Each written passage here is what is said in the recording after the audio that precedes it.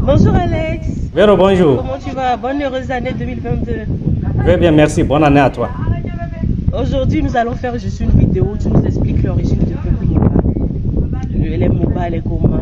Quelle est leur origine? D'accord. Merci beaucoup Véro. On sent que c'est le temps de l'harmattan acquis parce qu'il y a beaucoup de vent derrière toi. Alors, on peut retrouver l'ethnie Moba sous diverses appellations en fonction de la localité où l'on se trouve ou en fonction du dialecte que l'on utilise. On a par exemple Bimauta, Bimota, Bumoba, Moaba, Moar, Moab, Moa. Tout ça là pour désigner les Moba. C'est vrai qu'à l'intérieur on retrouve des clans et des dialectes, mais le nom Moba est utilisé pour désigner tout cet ensemble là. Alors, les Moba sont un peuple, une communauté homogène composée de Moba Gourma qui sont installés dans le nord du Togo, dans la région des savanes, notamment dans les préfectures de Tone, Tandjouaré, Senkassé, Bengal Ouest et Outu Sud. On retrouve aussi les Moba dans le nord-ouest du Ghana et dans le Burkina. Aujourd'hui, on retrouve les Moba un peu partout dans le monde sous l'effet de l'immigration. Les Moba ont entre autres comme langue le Moba, le Gourma, le Mampoursi. Les Moba ont entre autres comme danse traditionnelle dans le Koudek,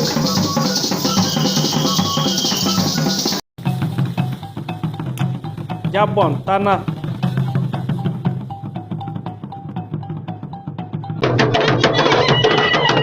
Malconciel,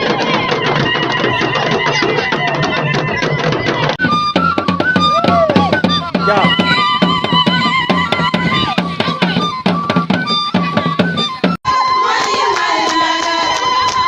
Bimbad.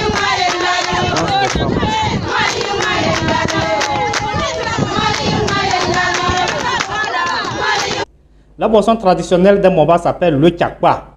Le Tchakpalo, la boisson qui donne la joie, une boisson préparée à base de mil.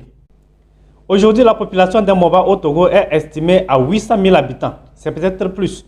Et sous l'effet de l'immigration, nous avons aujourd'hui les Moba dans presque tous les pays du monde entier. Les Moba ont comme fête traditionnelle Tengmampab. Tengmampab est généralement célébré chaque année à la fin des récoltes. Cérémonie au cours de laquelle on remercie les dieux et les ancêtres pour la santé, la nativité, les récoltes et pour tous les bienfaits obtenus au cours de l'année écoulée. Et pour l'année qui va venir, on demande la paix, la santé, la nativité, une bonne pluviométrie, de bonnes récoltes et la bénédiction sur eux.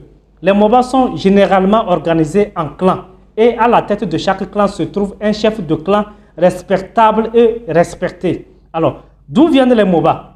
Les sources sur les Moba et leur origine sont essentiellement issues de témoignages. C'est vrai que depuis quelques années, des sources commencent pas à prendre forme, mais elles sont elles-mêmes issues de témoignages. Alors, bien que issues de témoignages, ces sources s'accordent plus ou moins sur l'origine des Moba. Je suis passé dans plus d'une quarantaine de localités à travers la région des savanes, que ce soit dans la ville de Dapong, à Kadegli, à Tandjouaré, à Galière, à Moumompar, à Sissiek, à Bogou, à Nano, à Molbar, à Mampourou, à Biankouri, à Samomoni, à Namintit, à Samnaba, à Nadjundi, à Kantindi, à Korbongou, à Diabdeni, à Diablampiok, à Naki Est, à Nayega, à Nganle, à Mandouri, à Tambiungu, à Barkwasi, à Nagbeni. Il y a plus ou moins unanimité sur l'origine des Moba. Les Moba seraient venus de Nungu.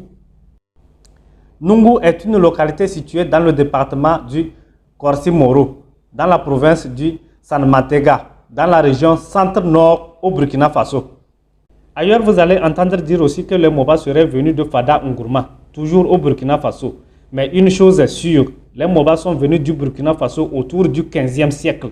Mais quelles sont les raisons pour lesquelles les Moba auraient quitté Nungu ou Fada Ngourma pour le Togo? Là aussi, il y a plus ou moins unanimité. Mais il y a tout de même deux thèses. La première dit que c'est à cause des tensions sociales dues à la succession de chefferies. Et nous, notre ancêtre, qui était l'un des belligérants, ou du moins l'un des pressentis à ce poste, avait peur d'être assassiné. Du coup, il a dû quitter le Burkina pour le Togo. La deuxième thèse dit que c'est à la recherche de terres cultivables que les Moba auraient quitté le Burkina pour le Togo. Ailleurs, vous allez entendre même dire que c'est parce que notre ancêtre avait pris la femme du roi qu'il a fui pour venir au Togo parce qu'il avait peur d'être assassiné. Voilà. Les questions sur lesquelles il y a moins d'unanimité sont celles-ci. Quel est l'ancêtre ou du moins le clan Moba qui se serait installé pour la première fois au Togo? Et dans quelle localité se serait-il installé? La thèse la plus plausible est celle qui dit que le premier clan Moba au Togo se serait installé à Dapong, encore forêt à l'époque. Le nom Dapong sera donné par la suite quand la localité fut devenue un centre commercial. Dapong qui veut dire nouveau marché. Par la suite, d'autres clans envahisseurs composés notamment de Gourma, Mamproussi et Mossi seraient venus envahir et occuper d'autres localités de la région. Chaque clan a tendance à s'attribuer la paternité du premier occupant Moba au Togo. Ça peut être vrai, ça peut aussi être faux. Quand vous vous rendez par exemple à Kaderli, en Akiest, ils vous diront que leur ancêtre, quand il a quitté Nungu, il s'est installé au Togo pour la première fois à Nakintendi. Par la suite, ses enfants et petits-enfants ont occupé au fur et à mesure la région.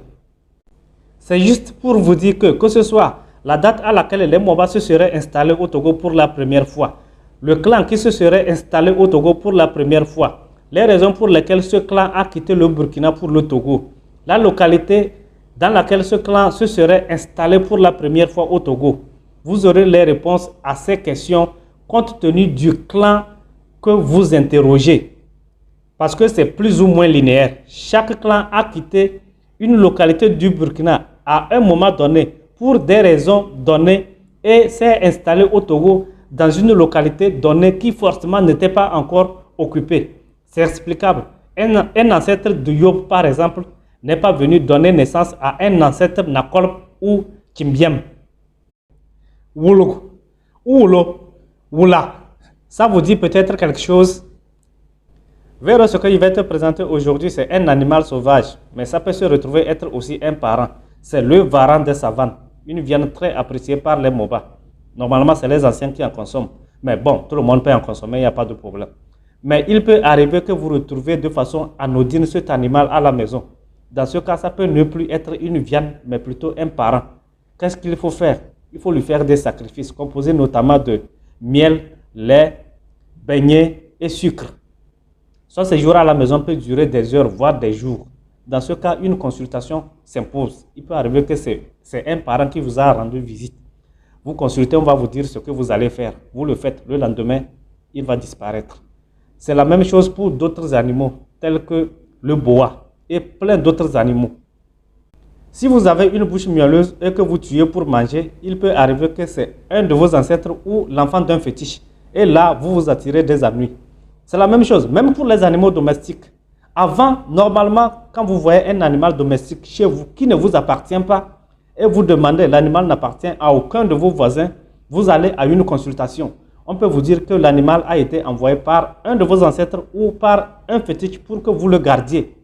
Vous ne vendez pas l'animal, vous ne le tuez pas, vous le gardez. Même pendant des années, il peut reproduire. Vous le gardez jusqu'à ce qu'il ne redisparaisse lui-même. Ou une consultation vous dira, ah, le fétiche a dit, j'ai besoin maintenant de mon animal. Ou mon ancêtre a dit, j'ai besoin maintenant de mon animal. Vous l'amenez, vous faites le sacrifice et c'est terminé. Les meilleurs croyants me diront que c'est des pratiques diaboliques. Mais je disais tout à l'heure que les Moba étaient déjà au Togo, bien avant le 15e siècle. En ce moment, il n'y avait ici aucune religion étrangère. Ces religions étrangères sont d'une apparition récente, au 19e siècle, avec la colonisation. La question que je me pose souvent est, nos ancêtres, eux, ils n'avaient pas accès au paradis. La porte du paradis leur était fermée, quoi. Ou bien actuellement, c'est nos ancêtres qui sont en train de labourer le champ de Satan. Des gens qui vivaient dans la paix, dans la joie, dans l'harmonie et dans la fraternité. On vient nous dire tout ça, c'est des pratiques diaboliques. Laissez tomber ça. Prenez pour nous. Aujourd'hui, le résultat est là. Un monde de division, de haine, de jalousie, d'égoïsme et de dégoût. Voilà ce que nous sommes aujourd'hui. Je préfère encore un féticheur qui a l'amour du prochain à un prêtre ou un pasteur mauvais, méchant, médisant et haineux. À la base, aucune religion n'est mauvaise. N'est mauvaise que la religion qui recherche le mal, qui prône la haine et la division. Pour finir, nous allons écouter Big Nano en featuring avec les Djeliba. Big Nano qui chante l'amour du prochain, l'union, la cohésion sociale, le vivre ensemble. Il n'y a pas deux MOBA, c'est un MOBA. Si tu vois un MOBA, que ce soit au Togo, au Ghana, au Burkina, au Sénégal, au Gabon, en France, en Belgique, aux États-Unis, en Chine, c'est ton frère MOBA. Vivons ensemble, cultivons la paix, pardonnons-nous. Agayé kalwa kampuni pik, amob kangrandang ngangwe. Big Nano.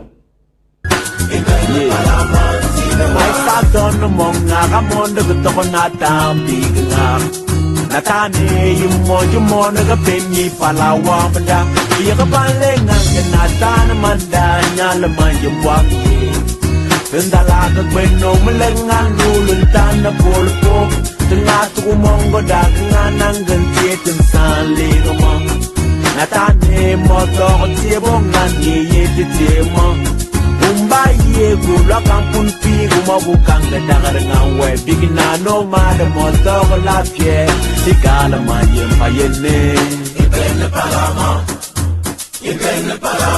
tibewa tiens so manti baye